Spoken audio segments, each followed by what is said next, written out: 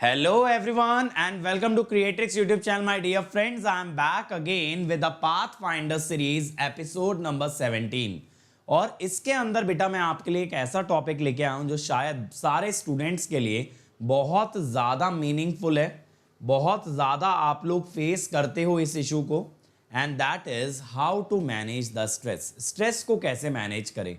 यार ऑब्वियसली जब लाइफ में आप अपने ड्रीम्स को चेज करोगे, जब आप लाइफ में कुछ बड़ा करना चाहोगे तो यार स्ट्रेस तो आना है। मतलब stress is something that is unavoidable in such circumstances. तो मैं ये नहीं कहता बेटा कि स्ट्रेस से बच सकते हो, लेकिन स्ट्रेस मैनेजमेंट आना चाहिए, है ना। क्योंकि अगर स्ट्रेस अच्छे से मैनेज कर पाओगे तभी शायद जीवन में आगे बढ़ पाओगे। अगर स्ट्रेस के कारण लाइफ में फोकस लूज कर जाओगे, डायरेक्शन लूज कर जाओगे, तो कभी भी ना यार वो मुकाम हासिल नहीं कर पाओगे जिसके लिए आपने ये जर्नी को स्टार्ट किया था। तो that is why this video is very very important for you guys, that is management of the stress. ठीक है, तो चलो यार स्टार्ट करते हैं। But before we start let me introduce myself. My name is Ankit Goyal. I got all India rank 1 twice in GATE in 2014 and 2018. I was awarded gold medal by the President of India himself in the year 2013 when I graduated from IIT. Till date, I have trained more than 2 lakh students for GATE and DSE and currently I am working as a director at an academy for GATE department. अब मेरे बारे में ये सारी बातें बहुत से बच्चे जानते हैं, लेकिन बच्चों में कहता हूँ सबसे इंपॉर्टेंट बात क्या है। सबसे इंपॉर्टेंट बात यह है, ये जो हमारी अनअकैडमी टीम है ये बहुत ज़्यादा वर्क करती है, बहुत हार्ड वर्क करती है, सिर्फ ये मेक श्योर करने के लिए ना कि जो हमारे स्टूडेंट्स हैं they must become successful in competitive exams. ये ऐसे एग्जाम्स में भी बच्चों को सक्सेसफुल करना चाहते हैं जिसमें कि बच्चों का सपना है लेकिन उनके पास रिसोर्स नहीं है। इसी वजह से बेटा हम लोग इतने सारे इनिशिएटिव आपके लिए फ्री ऑफ कॉस्ट लेके आते हैं यूट्यूब पे, अनअकैडमी ऐप पे। तो अगर आपको पूरी तरीके से फ़ायदा उठाना है तो बेटा अनअकैडमी ऐप भी आपके फ़ोन के अंदर होना चाहिए, जिसके थ्रू आप हमारे और बहुत सारे फ्री इनिशिएटिव्स का पार्ट बन सकते हो। बस उनको अनलॉक करना पड़ता है simply by using the code Ankit ESE। बहुत ईजी है। चल तो बेटा देखो, अगर आप मेरे पीछे एक ग्राफ देखोगे तो ये जो है ना आपका स्ट्रेस परफॉर्मेंस कर्व होता है। इसका क्या मतलब है? इसका मतलब बेटा ये है कि परफॉर्मेंस स्ट्रेस के साथ कैसे वेरी करता है। तो स्ट्रेस ना होना ये भी नुकसानदायक और बहुत ज़्यादा होना भी नुकसानदायक है, क्योंकि ये देखो पैराबोलिक कर्व है। अब बहुत सारे बच्चे ना चिल पड़े रहते हैं, एकदम इनएक्टिव, अरे जो होगा देखा जाएगा भाई, भगवान बैठा है ऊपर सब कर देगा, अपनी तो किस्मत में है, पंडित वंडित माला वाला डाल लेंगे, कुछ पढ़ाई नहीं करना, चिल है एकदम। तो बेटा उनका परफॉर्मेंस भी लोएस्ट पॉइंट पे होता है। कुछ लोग होते हैं थोड़े से ढीले कि कर लेंगे ना यार, हो जाएगा, कर लेंगे, कल कर लेंगे, परसों कर लेंगे, दे आर लेड बैक। इनसे बेटर परफॉर्म करते हैं जो बिल्कुल ही कुछ नहीं करते, लेकिन स्टिल यार ऑप्टिमम नहीं है। अब ऑप्टिमम स्ट्रेस बेटा ये ब्लू वाला रीजन है, जहां पे ना तो आप ओवर स्ट्रेस्ड हो और ना ही आप अंडर स्ट्रेस्ड हो। उतना स्ट्रेस है एग्जाम का जितना होना चाहिए, क्योंकि अगर किसी चीज को लेके थोड़ा सा भी स्ट्रेस नहीं होगा ना तो शायद आप उस काम को नहीं करोगे जिसके बारे में आप नहीं सोच रहे हो, जिसके बारे में आपके माइंड में बार बार थॉट नहीं आ रहा है, तो शायद उस काम को आप इग्नोर कर जाओ। तो इसीलिए थोड़ा सा तो चाहिए। अब ये जो पीक पॉइंट है ना बेटा, यहां पे फैटीग आ जाता है, मतलब बहुत थकान होने लगती है। अब इसके ऊपर अगर जाओगे परफॉर्मेंस डिप होगा, आप एग्जॉस्ट हो जाओगे, पूरे पूरे दिन आप थका थका महसूस करोगे। आपने देखा होगा बेटा किसी दिन अगर आप एग्जाम के बारे में ज्यादा थॉट्स ले आओ, ज्यादा सोचने लगो मेरा होगा या नहीं होगा, और कोई कर पाया है या नहीं कर पाया है, ऐसे थॉट बहुत सारे आते हैं ना दिमाग में। Can this be done, can that be done, can this happen, पृथ्वी पे किसी ने आज तक ऐसा अचीव किया है क्या। तो ये सब जब थॉट्स आने लगते हैं ना माइंड में, तो अपने आप इतनी नेगेटिविटी, इतना स्ट्रेस हमारे माइंड में भर जाता है कि फिर हमारी बॉडी भी रिस्पॉन्ड नहीं करती है बेटा। फिर हम लोग एक्चुअली पढ़ाई नहीं कर पाते, जिस विजन, जिस लक्ष्य को हम लोग चेज कर रहे हैं शायद उस पर फोकस ही नहीं कर पाते। अगर बेटा इतना स्ट्रेस ले लिया कि शायद जो काम करने निकले थे, जो करना चाह रहे थे, जिसका स्ट्रेस ले रहे थे और वही नहीं कर पाए, तो आप मुझे एक छोटी सी चीज बताओ ना, उसका कारण कौन बना। क्या होता है देखो यार, मैं लाइफ के अंदर ना एक चीज बहुत ज्यादा बिलीव करता हूं, क्या कि कई बार ना हम किसी चीज के डर से ऐसे हालात पैदा कर देते हैं कि जो हमारा सोच होता है ना, जो हमारी नेगेटिविटी है, उसे हम सच्चाई में बदल देते हैं। अब मान लो अगर कई बार क्या होता है कि जैसे एक एग्जांपल लेता हूं, सिंपल सा कोई रिलेशनशिप ले लो, ठीक है, कोई बंदा बंदी एक रिलेशनशिप के अंदर है। अब वहां कहीं ना कहीं एक इनसिक्योरिटी होगी, या तो लड़के को होगी या तो लड़की को होगी, कि भाई I might lose him, I might lose her. अब उस चक्कर में अगर वो इनसिक्योरिटी बाहर आती है, दिखती है, एक्शंस में दिखती है, तो बेटा गारंटी है ना कि किसी ना किसी दिन जाकर के ब्रेकअप होगा। अब क्या वो ब्रेकअप पहले से लिखा था, या वो ब्रेकअप इसलिए हुआ क्योंकि उसके एक्शंस गलत थे? ऐसे ही बेटा दूसरा एग्जाम्पल अगर एग्जाम का लें, एग्जाम में आपने सोचा मेरी तो रैंक ही नहीं आ सकती, मैं तो कर ही नहीं सकता, उस बंदे के पास इतनी कोचिंग है, इतने टीचर हैं, ये है वो कर ले जाएगा। अब ये सोचते सोचते ना बेटा आपने अपने माइंड के अंदर इतनी नेगेटिविटी बना ली कि एक्चुअली आप परफॉर्म नहीं कर पाए। तो क्या ये पहले से लिखा था कि आप परफॉर्म नहीं कर पाओगे? और फिर देखो आपका जब फियर ट्रुथ में बदल जाता है ना, तो आपको लगता है मेरी सोच एकदम सही थी, मेरे बस की नहीं है। तो ये होता है ना बेटा, जब आप एग्जॉस्ट हो जाते हो तो आपके माइंड के अंदर इतनी नेगेटिविटी आ जाती है कि फिर आपके पास सिर्फ नेगेटिव थॉट्स होते हैं, और वो आपको आपके लक्ष्य से डाइवर्ट कर देते हैं। और जिस दिन वो सच्चाई में बदल गया, जो आपका डर था कि मैं नहीं कर पाऊंगा, सच्चाई में बदल गया, तो लाइफ लॉन्ग बेटा कॉन्फिडेंस की लग जाती है।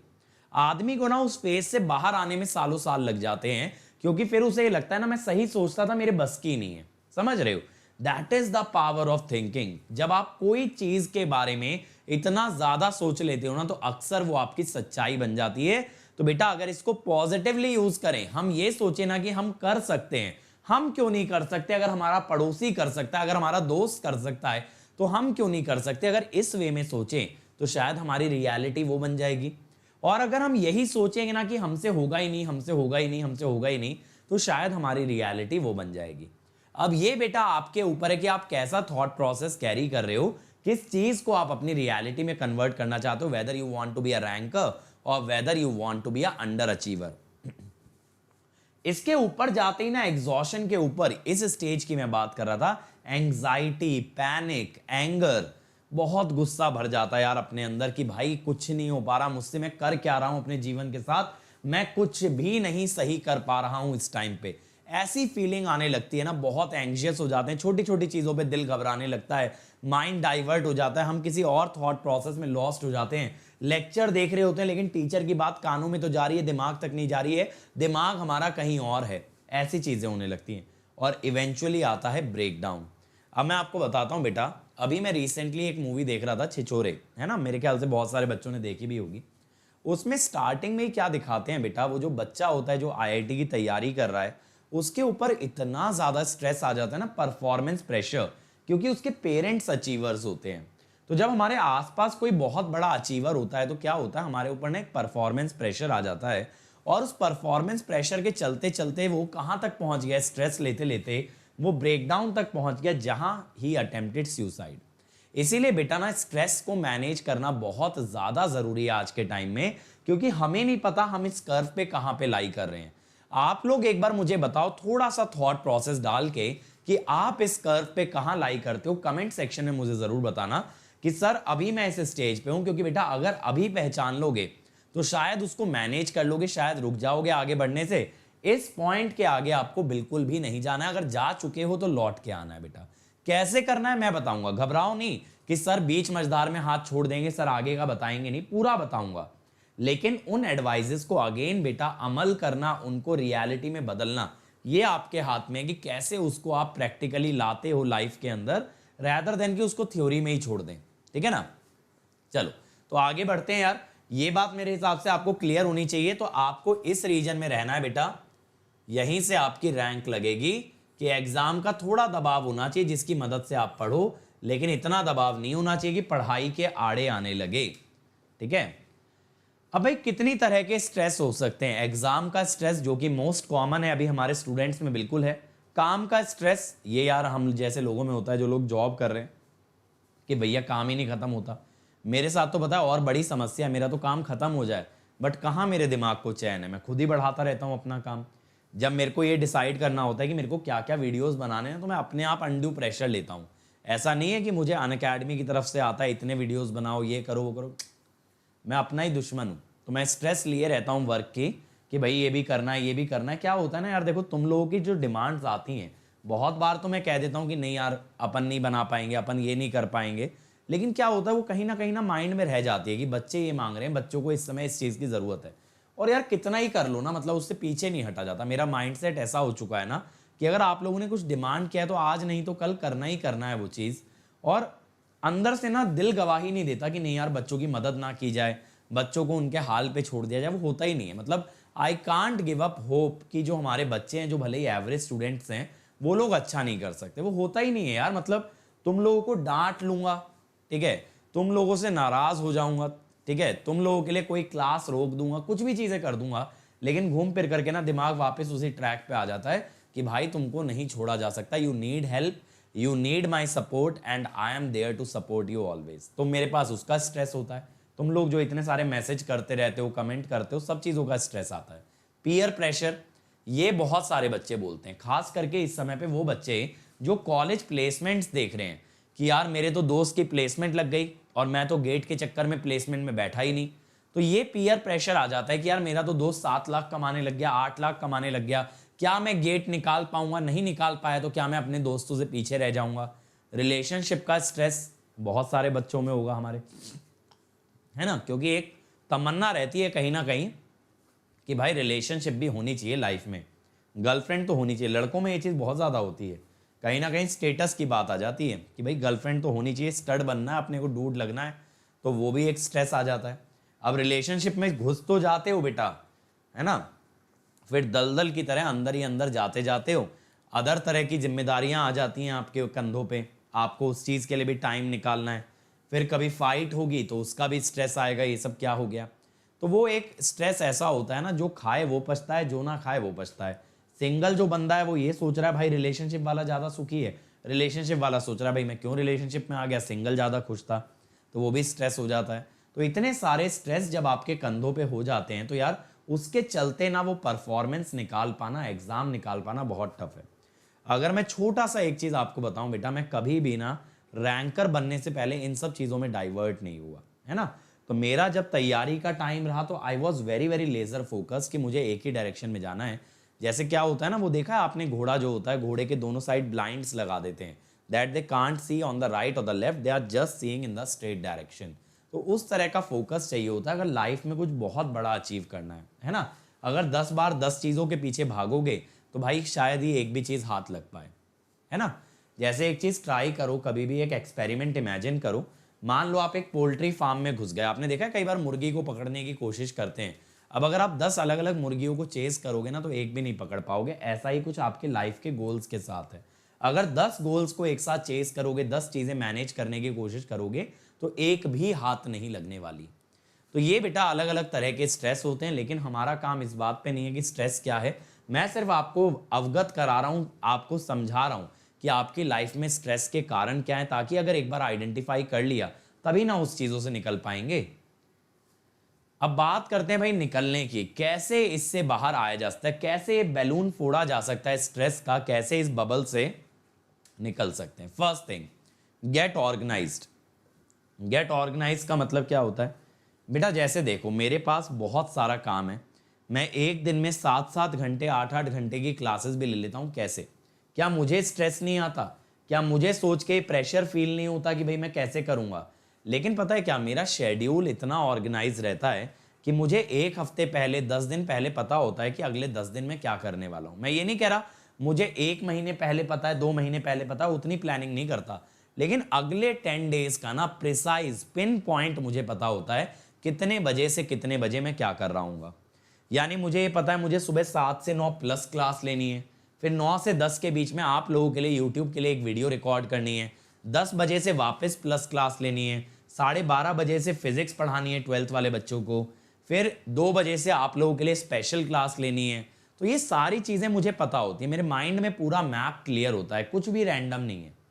और जब कुछ भी रैंडम नहीं है ना तो मेरी एफिशिएंसी बेटा इतनी हाई हो जाती है कि भले ही काम कितना भी हो, hardly I am ever stressed. ठीक है, कई बार होता है when my body doesn't get enough rest, तो क्या होता है कि उस दिन मेरा माइंड बहुत ज़्यादा नेगेटिव हो जाता है, बहुत नेगेटिव थॉट्स आने लगते हैं, मैं चिड़चिड़ा रहता हूँ अपनी फैमिली से भी, अपने फ्रेंड्स से भी। मतलब उस समय ऐसा होता है ना कि कोई अगर मुझसे उलझ गया तो डांट खाएगा ही खाएगा, लड़ाई होगी ही होगी। वो कभी कभी होता है। बट मोर और लेस क्या होता है, मैं अपने शेड्यूल को ऐसे प्लान करता हूं जिससे कि मेरे माइंड और बॉडी को इनफ रेस्ट भी मिले and at the same time मैं चीजें जितनी अचीव करना चाहता हूं उसको अचीव भी करूं। देखो अगर शेड्यूल बार बार बदलोगे तो क्या होगा, बॉडी और माइंड कभी भी ना उस रूटीन के अंदर सेटल नहीं हो पाएंगे। इसीलिए जो भी शेड्यूल आप बना रहे हो उसे 10 दिन फॉलो करो, 10 दिन बाद आदत हो जाएगी, भले ही वो हेक्टिक हो, लेकिन your mind and body will get use to it and after that you can easily continue. तो बेटा मैंने आपको पहले भी बताया था प्लानर दिखा करके कि किस टाइप से आप चीज़ों को प्लान कर सकते हो। टाइम स्लॉट के हिसाब से चीज़ें प्लान रहनी चाहिए आपके लिए कि भाई मेरे को कब कितने बजे क्या करना है। अगर ये चीज़ें आप लिख के रखोगे तो आपके लिए बहुत ईजी है। मैं अगेन आप लोगों को प्लानर दिखा देता हूँ यार, ठीक है। जैसे देखो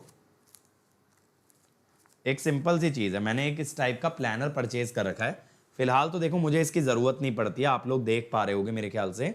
तो यहाँ पे बेटा देखो ये टाइम लिखा हुआ है, अलग अलग टाइम है दिन के, कितने बजे मुझको क्या करना है, ठीक है। ये दिख रहा है, ये अलग अलग टाइम है। तो यहाँ पे मैं फिल कर सकता हूँ एंट्रीज और अपना डे प्लान कर सकता हूँ कि किस टाइप से मुझे अपने डे को स्पेंड करना है, कैसे मैं कितने बजे क्या करने वाला हूँ। तो अगर ये ऑर्गेनाइजेशन रहता है चीज़ों का तो आपको डर नहीं लगता, because you have a clear cut idea. अगली चीज बेटा प्रोकास्टिनेशन। आपके माइंड में बहुत बार आता होगा यार ये वाला काम बाद में कर लेंगे। अगर मैंने कोई असाइनमेंट दिया, मैंने कोई डीपीपी दिया कि अरे यार बाद में लगा लेंगे, जल्दी किस बात की, अभी कल सर तो परसों कराएंगे ना, तो अपन कल करते हैं, आज नहीं करते हैं। ऐसा ना करो, आपका जो रूटीन है ना आप उसको फॉलो करो। जैसे मेरा पता है क्या रहता है, मेरा वीडियोस का जो प्लान होता है ना, मेरा प्लान होता है वीक का, कि इस वीक में मुझे इस सीरीज के इतने एपिसोड रिकॉर्ड करने हैं, इतना कंटेंट पावर इलेक्ट्रॉनिक्स का देना है, इतना मशीन्स का देना है, इतना पावर सिस्टम का देना है, ये मैराथन लेनी है, ये मेरा टारगेट है। अब बहुत बार क्या होता है, जो मैं एपिसोड्स में आपको देता हूं आप देखते होगे हल्का बहुत अप डाउन हो जाता है, आगे पीछे हो जाता है, लेकिन मैं ये कोशिश करता हूं एक जो वीक का काम है ना, संडे आने से पहले उस वीक के मेरे जितने भी टारगेट्स थे वो मैं पूरा करके रहूंगा, ठीक है। तो ये चीजें मैं अपनी लाइफ के अंदर प्रैक्टिस करता हूं कि मैं week over week carry over नहीं करता। अगर इस वीक का काम अगले वीक में ले गया, फिर अगले वीक का और ज्यादा जुड़ के उसके अगले वीक में जाएगा, इस तरह से कभी भी मैं ऑन टाइम ऑन ट्रैक नहीं आ पाऊंगा। तो मैं ये कहता हूं बेटा भले डेली टारगेट अगर अप डाउन हो भी जाए, हमेशा अचीव करना is not practical, then what you do is you set a weekly deadline कि वीक में इतने काम क्या करना ही करना है, इसको नेक्स्ट वीक में कैरी ओवर नहीं करना। That is a practical way to avoid procrastination rather than कि आप ये सोचो आज का काम कल में भी ना जाए, वो नहीं हो पाएगा यार। एक ना एक दिन अप डाउन आएगा, आपकी तैयारी में स्टॉप लगेगा, लेकिन आप हफ्ते का टारगेट रखो, 15 दिन का, जिसमें भी आप कंफर्टेबल हो, बट मेक श्योर कि भले ही नींद को गंवाना पड़े लेकिन उन 15 दिन के अंदर वो काम होके रहेगा। Next is your time management. बेटा टाइम मैनेजमेंट के अंदर क्या करना है ना, आपको बेस्ट तरीका मैं बताता हूं। जैसे मैं हमेशा देखो ना प्लस की क्लास मॉर्निंग में लेता हूं 7 बजे से। क्यों? क्योंकि मेरे जो मेजॉरिटी ऑफ आवर्स यूज होते हैं ना टीचिंग के, वो प्लस पे जाते हैं। तो अगर मैं सुबह ही अपने वो प्लस वाला जो दिन का मेरा मेजर पोर्शन है, जैसे अभी मैं देखो डेली प्लस पे 4 घंटे मशीन की क्लास ले रहा हूं, तो अगर मैं एक दिन में 7 घंटा भी पढ़ाता हूं ना, तो 4 घंटा मेरा प्लस वाले बच्चों को जा रहा है। अब वो मैंने क्या किया, वो मैंने अर्ली मॉर्निंग रख ली क्लास। तो क्या होता है 12 बजे तक मैं प्लस की क्लास निपटा देता हूं दोपहर के। अब 12 बजे तक निपट गया तो सोने के लिए मेरे पास स्टिल 12 घंटे बचे हैं, जिसमें मुझे 3 से 4 घंटे की ही क्लास लेनी है। तो अब मेरे को चीजें इजी लगने लगती हैं। सुबह अगर मैं 6 बजे उठा तो पहले 6 घंटे में मैंने 4 घंटे की टीचिंग कर ली, अब मुझे 3-4 घंटे ही और करने अगले 12 घंटे में, राइट। तो इसी तरह से अगर आप दिन का सबसे बड़ा काम, जो भी आपका सबसे बड़ा असाइनमेंट है, सबसे बड़ा एफर्ट है, वो अगर आप मॉर्निंग में निपटा लो, then rest of the day will go very very smoothly. आपको ना घबराहट होगी, ना प्रेशर आएगा, ना ही स्ट्रेस आएगा। तो टाइम मैनेजमेंट या अपना शेड्यूल बेटा ऐसा प्लान करो कि मॉर्निंग में कोई बड़ी चीज डालो ताकि बाकी के दिन में स्ट्रेस कम रहे, ठीक है। प्रायोरिटाइज योर मॉर्निंग, जिस बारे में मैं आपको बता रहा था बेटा कि अपनी मॉर्निंग में बड़ा काम डालो और फिर बाकी के दिन में अलग अलग स्लॉट्स के अंदर आप अपने काम को डिवाइड कर लें। लेकिन बेटा हमेशा ध्यान रखें जो हाईएस्ट प्रायोरिटी वाला टास्क है वो आपको अर्ली मॉर्निंग करना चाहिए और फिर बाकी के स्लॉट्स भी डिवाइडेड होने चाहिए। कभी भी सुबह उठ के ये मत सोचना कि आज मेरे पास पूरा दिन है इस टास्क को अचीव करने के लिए। नहीं, देखो जब मैं छोटे छोटे वीडियोस भी रिकॉर्ड करता हूं तो भले ही मैं 2 या 3 वीडियो मुझे रिकॉर्ड करने हो, सोचने को तो मैं भी सोच सकता हूं पूरा दिन है, लेकिन पता है मैंने ना एक हार्ड डेडलाइन लगा रखी है, जैसे रात को 8 बजे के बाद काम नहीं करना। अगर मैंने ऐसी डेडलाइन लगा रखी है तो मेरे पास ना बहुत कम स्लॉट्स बचे हैं जिनके अंदर इन वीडियोस को मैं रिकॉर्ड कर सकता हूं। तो अब मेरा काम और ज़्यादा हाईली एफिशिएंट हो जाता है क्योंकि मुझे पता है मेरा डेडलाइन क्या है, मेरे पास एक लिमिटेड टाइम फ्रेम है। तो अगर आप अपने टाइम फ्रेम को बेटा लिमिट कर लोगे ना कि मैं इतने से इतने बजे का ही टाइम इस पर्टिकुलर टास्क को दे सकता हूं, तो हाई चांस है कि उतने टाइम के अंदर वो टास्क आप पूरा कर जाओगे। लेकिन अगर सुबह उठ के ये सोचोगे ना आज के तो 18 घंटे मेरे पास हैं कुछ अचीव करने के लिए, तो एफिशिएंसी बहुत कम होती है। तो बेटा मैं हमेशा इसलिए आपको कहता हूं never ever maximize the number of hours that you are giving, always maximize the output in those hours. अगर 1 घंटे दे रहा हूं तो क्या 1 घंटे में मैक्सिमम आउटपुट निकाला, या फिर मैं इस पे फोकस दूं 10 घंटे कैसे दूं। यार देखो अभी ना एक बहुत अच्छी लाइन आई थी हमारे सीईओ सर की तरफ से, बहुत अच्छा था कि हम लोग ना बहुत बार इनपुट्स पे फोकस हो जाते हैं। इनपुट्स यानी कि जैसे आपके केस में कितने घंटे आप दे रहे हो, और आउटपुट को ट्रैक करना भूल जाते हो। आपके आउटपुट क्या है, कितने क्वेश्चन आपने प्रैक्टिस किए, कितने लेक्चर आपने देखे, कितना आपका टेस्ट आपने दिया, या कितने मार्क्स आप लाए, उन चीजों से माइंड डेविएट कर लेते हैं। लेकिन अगर बेटा आप आउटपुट सोचोगे ही नहीं तो इनपुट का सेंस क्या रह गया, सिग्निफिकेंस क्या रह गया। तो हमेशा ये सोचो ना कि आप पर्टिकुलर टाइम के अंदर कितना आउटपुट निकाल पा रहे हो, रेदर देन कितना टाइम आप अपनी तैयारी को डेडिकेट कर पा रहे हो। तो first thing is maximize the efficiency then increase the hours. अगर आप 1 घंटा पढ़ रहे हो बट उसी का अच्छा यूज नहीं कर रहे बेटा, तो 2 घंटे पढ़ने से फायदा नहीं होगा। पहले इस 1 घंटे को ऑप्टिमाइज करो and then run after your 2 hours, 3 hours, 5 hours. तो तैयारी में कभी भी number of hours are never ever a criteria to get a better rank. Otherwise बेटा कभी फ्रेशर्स की बेस्ट रैंक नहीं आती, हमेशा ड्रॉपर्स की ही रैंक अच्छी आती क्योंकि उनके पास टाइम ज्यादा है। अब इसके बाद अगर हम बात करें भाई सोशल इन्वॉल्वमेंट, थोड़ा सा बेटा सोशल मीडिया से थोड़ा सा दूर रहें, क्योंकि सोशल मीडिया पे जब हम देखते हैं हमारे दोस्त लोगों की लाइफ कैसे जा रही है, हमारे रिलेटिव्स का कैसा टाइम बीत रहा है, तो हमारे ऊपर ना एक प्रेशर आ जाता है जो कि इनविजिबल होता है लेकिन प्रेशर आ जाता है। लेकिन जब हम अपने स्टेक होल्डर्स के साथ टाइम स्पेंड करते हैं, हमारे पेरेंट्स, हमारे ब्रदर्स एंड सिस्टर्स, जिनका एक्चुअली हमारी सक्सेस में एक बहुत बड़ा रोल है और शायद हमारी सक्सेस में उनकी सक्सेस छुपी है, तो उनके साथ जब आप टाइम स्पेंड करते हो ना फेस टू फेस, तो आपको एक पॉजिटिव वाइब, एक पॉजिटिव एनर्जी मिलती है और आपका माइंड रिफ्रेश होता है। पता है मैं क्या करता हूँ, जब मेरा काम खत्म हो जाता है डे का, तो I spend time with my wife, whether we watch a movie, whether we talk to each other, but कुछ ना कुछ हम करते हैं and that only gives me the motivation and the energy to do work the next day. अगर मैं लगातार काम ही काम में लगा रहूंगा ना बेटा, तो 2 या 3 दिन बाद I will even lack motivation to get up in the morning and take that plus class, वो भी मैं नहीं ले पाऊंगा। इसीलिए बेटा मेरे लिए बहुत जरूरी होता है कि I take time out and refresh myself, reenergise myself to fight the next day.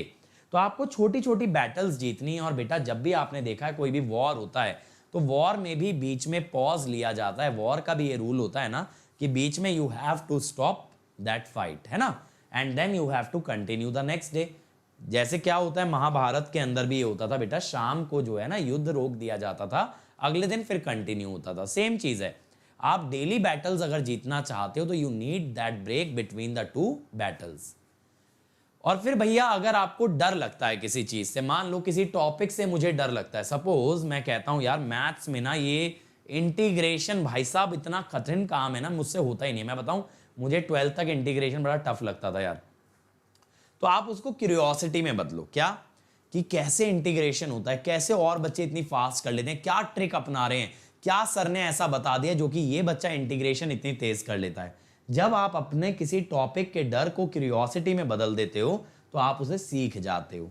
जब तक आप किसी टॉपिक से डरते हो तब तक आप नहीं कर पाते। जैसे मैं एक सिंपल सा एग्जांपल देता हूं, मान लो आप माउंटेन क्लाइंबिंग के लिए गए, अगर आपके अंदर क्यूरियोसिटी है कि माउंटेन के टॉप पे क्या है ये मुझे जानना है, तो आप ना बहुत तेजी से चढ़ जाओगे। और अगर आपके माइंड में डर है अरे यार ऐसे कैसे चढ़ेंगे, अपन तो गिर जाएंगे, कैसे पहुंचेंगे ऊपर तक, वो फियर है, वो आपको चढ़ने से रोकेगा।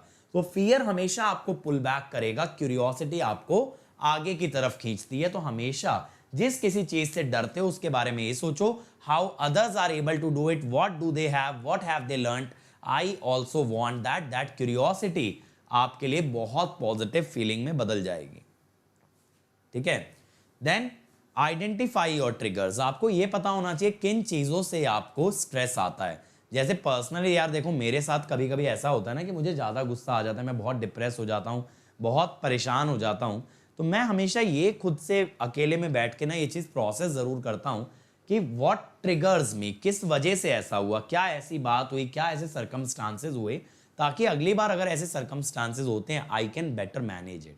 तो अगर आपको स्ट्रेस आता है, मान लो आपके केस में ऐसा है कि सपोज आप एक रिलेशनशिप में हो और आप जब भी अपनी गर्लफ्रेंड से या बॉयफ्रेंड से बात करते हो तो यू गेट स्ट्रेस्ड, तो आपको ना ये बैठ के प्रोसेस करना पड़ेगा यार कि ये स्ट्रेस का ओरिजिन क्या है, ये आ कहाँ से रहा है, किस वजह से ऐसा हो रहा है ना कि मेरी पढ़ाई डिस्टर्ब हो रही है।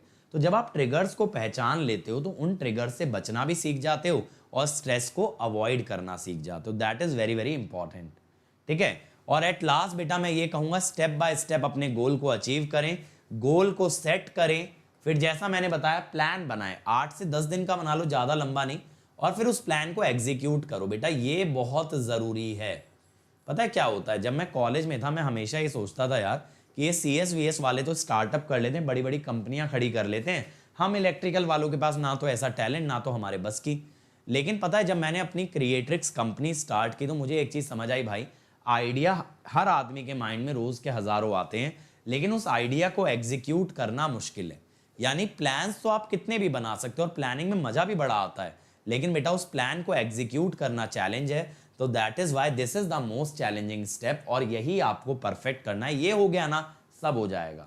फिर प्लान पे टिके रहना। मैं देखता हूँ बहुत सारे बच्चे ना डाउट करने लगते हैं 8-10 दिन बाद, क्या मैं सही जा रहा हूँ, थोड़ा सा एडवाइस ले लूँ, कोई टॉपर मुझे बता दे, कोई मुझे ये बता दे कैसे होगा, कब होगा, क्या किसी ने आज तक ऐसा रैंक निकाला है, क्या कोई 2000 रैंक से 100 रैंक पे पहुंचा है। अरे भाई कोई नहीं पहुंचा तो भी तुम पहुंचोगे ना, मेहनत करो उस चीज के लिए।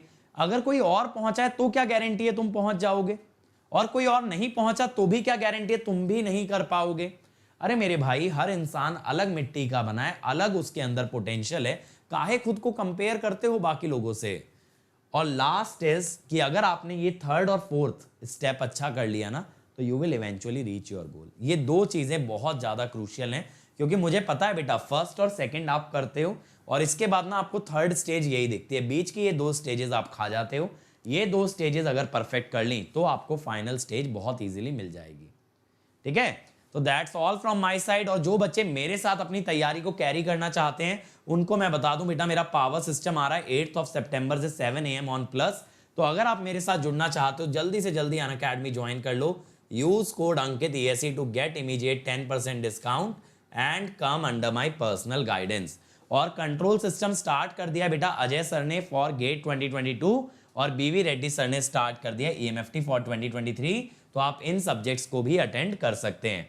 ठीक है, अदर देन दैट बेटा अगर अनअकैडमी ज्वाइन करते हो तो 2 ईयर आइकॉनिक के लिए जाना। यहाँ पे आपको एक पर्सनल कोच मिलेगा जो आपको ये सब एडवाइजेस दे सकता है और ये मेक श्योर कर सकता है कि आपका प्लान परफेक्ट है। और जो मैंने बताया ना थर्ड और फोर्थ स्टेप, वहां आपको पर्सनल कोच मदद करता है, ये मेक श्योर करता है आपसे लगातार डेली बेसिस पे बात करके कि आप अपने प्लान के साथ जुड़े हुए हो, प्लान से नहीं भटक रहे हो।